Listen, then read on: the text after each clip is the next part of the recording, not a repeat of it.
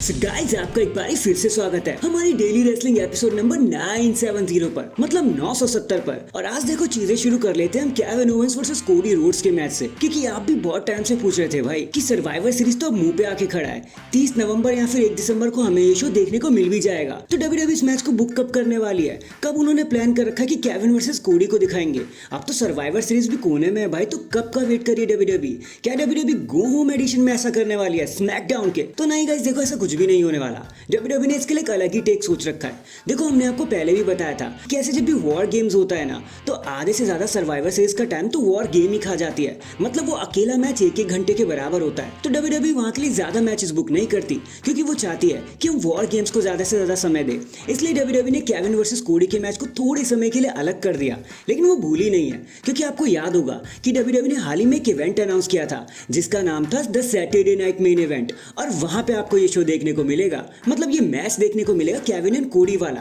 और अगर आपको याद हो तो फ्राइडे नाइट स्मैकडाउन में कोडी ने इसे मेंशन भी किया था कि भाई केविन, तुझे जहां मर्जी है ना तू वहां लड़ ले, आज लड़ ले, सर्वाइवर सीरीज में लड़ ले, सैटरडे नाइट मेन इवेंट में लड़ ले। ये स्पेसिफिकली लाइन हमारे कोडी रोड्स ने बोली थी और हमें तभी समझ में आ गया था कि ये match Saturday night main event को मेन इवेंट करने वाला है। बाकी लेट्स सी डब्ल्यूडब्ल्यूई इस मैच के अराउंड क्या प्लान करना चाहती है, क्योंकि हम अल्टीमेटली जानते हैं कि ये मैच हमें ट्रिपल थ्रेट की तरफ लीड करते हुए दिखाई दे रही है। मतलब रेंडी Orton, Kevin Owens and Cody Rhodes for the undisputed championship, जो शायद हमें साल की शुरुआत में या फिर रॉयल रंबल में देखने को मिलेगा। बाकी लेट्स सी आगे चीजें कैसी रहने वाली है। और अगर आप ये जानना चाहते हो ना कि CM Punk and Roman Reigns के बीच में क्या बातें हुई स्मैकडाउन को एंड होने के बाद, तो इस वीडियो को लास्ट तक पूरा देखना उसे जानने के लिए। और हाँ, चैनल को अभी लाइक एंड सब्सक्राइब कर दो। तब तक के लिए एक इंट्रो देख लेते हैं। एंड नाउ आप देख रहे हैं रेसलमैनिक्स एंड सब्सक्राइब करना तो बनता है। तो गाइस चलो भाई पहले बात कर लेते हैं जेड कारगिल के बारे में। आपने देखा था कि जेड कारगिल तो सर्वाइवर सीरीज के लिए ऑफिशियल हो रखी थी ना, लेकिन फिर फ्राइडे नाइट स्मैकडाउन में हमने देखा कि कैसे बैक स्टेज में कोई अननोन बंदा उन्हें मार के चला गया। सबको लग रहा था कि नाया जैक्स या फिर उनकी अपोजिंग टीम ने उन्हें मारा होगा, लेकिन ऐसा कुछ भी पता नहीं चला। नाया जैक्स ने मना कर दिया था। तो भाई आखिर हुआ ही क्यों? क्या जेड कारगिल सच में इंजर्ड हो गई है? तो हाँ भाई, अभी के लिए तो यही माना जा रहा है कि जेड कारगिल सच में इंजर्ड हो गई हैं। और उसी इंजरी को छुपाने के लिए डब्ल्यूडब्ल्यूई ने ये सारा एंगल प्लान किया। अब कुछ हफ्तों के लिए या फिर सोचो कुछ महीनों के लिए जेड कारगिल अब रेसलिंग रिंग से आउट होते हुए नजर आ जाएंगे, हमें स्क्रीन पर नहीं दिखाई देंगी, जिसकी वजह से हो सकता है उनका जो टाइटल रेन है ना टैग टीम वाला भी, वो भी इफेक्ट होता हुआ नजर आ जाए। बाकी लेट्स सी यार अब आगे क्या होता है, क्योंकि अगर जेड कारगिल यहाँ से जाती है ना, तो फिर रिया रिप्ले की टीम को एक और पार्टनर की नीड होगी। अब देखते हैं वो कौन हो सकता है। क्या पता एलेक्सा ब्लिस वो निकल जाए, क्या पता बेकी लिंच हो जाए, शॉर्लेट फ्लेयर हो जाए, भाई कुछ भी हो सकता है। बाकी हाँ, जो इंजरी है ना जेड कारगिल की, वो एकदम लेजिट है।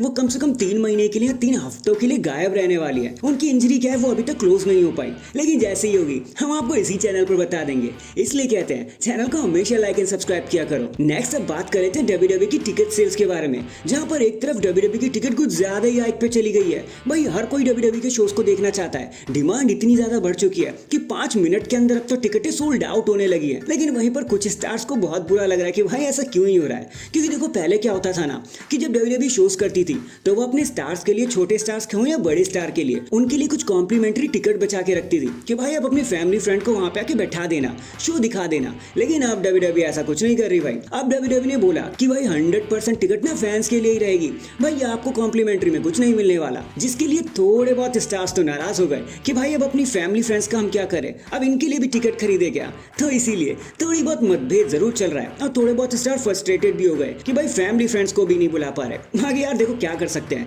डब्ल्यूडब्ल्यूई की डिमांड अभी बहुत ज्यादा ही बढ़ गई है रेसलमेनिया एक्सेल से, तो थोड़ा बहुत ऊपर नीचे तो झेलना पड़ेगा, क्योंकि ये भी तो उनके फायदे में ही जा रहा है ना। बाकी यार आराम से चिल मार लो, शो का मजा लो भाई, फैमिली फ्रेंड्स भी देख ही लेंगे। नेक्स्ट अब बात कर लेते हैं Monday night raw and SmackDown की व्यूअरशिप के बारे में, क्योंकि दोनों की व्यूअरशिप जो पिछले हफ्ते की ना वो निकल के सामने आ गई है। और पहली बार इतिहास में, इतने सालों में पहली बार मंडे नाइट रॉ ने स्मैकडाउन को रेटिंग में पछाड़ दिया भाई। वो भी रॉ का जो शो था वो तो 100% टेप्ड हो रखा था, सबकी सब डिटेल हमें पहले से ही पता चल गई थी। लेकिन फिर भी रॉ इस बार कैसे भी करके 1.564 मिलियन की व्यूअरशिप लाने में कामयाब रहा। और वहीं पर स्मैकडाउन की देखा जाए तो वहां पे सीएम पंक थे, पॉल हेमन थे और रोमन रेंस की फ्यूरी थी और ब्लड लाइन के बीच में फाइट भी थी। तब भी वो शो सिर्फ 1.442 मिलियन की व्यूअरशिप ही निकाल पाया। बाकी बहुत ही बुरा हो गया भाई स्मैकडाउन के लिए। अब तो वो सोच रहे होंगे कि भाई काश हम फॉक्स पे बैठे रहते, कम से कम मतलब रेटिंग्स तो मिल रही थी, लेकिन congratulations to Monday night Raw. Rating कम थी, लेकिन उसके बावजूद भी उन्होंने स्मैकडाउन को फाइनली हरा दिया। तो congratulations to Monday night Raw. Netflix पर जाने से पहले भाई आपकी शोज बदल गए, आपको रेटिंग मिलने लगी। भाई इससे ज्यादा मंडे नाइट रॉ को क्या ही चाहिए होगा। चलो कुछ तो हाइप हुई, तो हैशटैग गॉड ब्लेस ऑल। और गाइस चलो चीजों को रैप अप कर लेते हैं CM Punk and Roman Reigns की कन्वर्जेशन के बारे में, कि भाई आखिर शो के एंड होने के बाद उन्होंने क्या बात करी, वो कंफ्यूजन सब क्या था, क्यों आए सीएम पंक। तो चलो भाई, जैसे ही सीएम पंक ने एंट्री ली ना, तो रोमन रेंस ने उनसे दबे शब्दों में पूछा, भाई पंक तू यहाँ पर क्यों आया है, तेरे को हमसे लेना ही देना क्या है, ये तेरा परिवार तो नहीं है, तेरे को तो कुछ काम धंधा ही नहीं है ना, तेरे को कुछ लेना धंधा नहीं है, तेरी तो मेरे से लड़ाई चल रही थी, तू यहाँ पे क्या कर रहा है। तो सीएम पंक ने उन्हें बोला, भाई मैं तेरे लिए नहीं आया हूँ ना, मुझे तेरी फैमिली से फर्क पड़ता है, मैं आया हूँ अपने वाइज मैन पॉल हेमन के लिए। उसने कहा उसको पीटा गया ब्लड लाइन के द्वारा, इसलिए मैं यहाँ पे आया हूँ, मेरे को तेरे से कोई लेना देना नहीं है। बाकी हाँ, अगर ये सारा काम मुझे तेरी हेल्प करके ही मिल रहा है तो कोई बात नहीं, मैं तेरी हेल्प कर देता हूँ, नहीं तो मुझे तेरे से कोई लेना देना नहीं है। और यही कहा था सीएम पंक ने रोमन रेंस को कि भाई हम एक दूसरे को आज भी पसंद नहीं करते, पर्सनल डिफरेंसेस अभी भी रहेंगे, लेकिन बस मैं अपने पॉल हेमन की हेल्प करने आया हूँ। जिसके बाद हमने देखा था कि नाइट के एंड होने के बाद जब सारी ही ब्लड लाइन अपनी फिंगर रेस कर रही थी ना, तो सीएम पंक ने वैसा कुछ नहीं किया। सीएम पंक ने अपना GTS वाला साइन किया कि भाई गो टू स्लीप, और इस जेस्चर से हमें साफ पता लग गया सीएम पंक सिर्फ हाल फिलहाल के लिए जुड़े हैं रोमन रेंस के साथ, बाकी उनको कुछ लेना देना नहीं है रोमन रेंस के साथ कि भैया मैंने पॉल हेमन का बदला लिया, अब Roman tata bye bye. So that is it guys, अभी के लिए तो बस इतना ही। आप मुझे बताना सीएम पंक के रिटर्न को देखने के बाद आपको कैसा लगा, बहुत मजा आया क्या, या फिर आप सेथ रॉलिन्स से खुश थे, या फिर आप ये चाहते थे कि भाई कोई थर्ड बंदा आए ना, सिर्फ फैमिली के बीच में ही सिविल वॉर हो। कमेंट करके जरूर बताना कि आप क्या देखना चाहते थे। और गाइस चलो जाते जाते मैं आपको ये भी बता दूं कि हमारे जो सीएम पंक है ना, उनके लिए भी वही सिचुएशन आ गई है जो कभी the rock versus Roman Reigns के लिए थी। आई मीन सी, याद है ना आपको कि कैसे 2 फरवरी 2024 के शो पर हमें देखने को मिले थे द रॉक, जब वो पहली बार रोमन रेंस को चैलेंज करने को आए थे।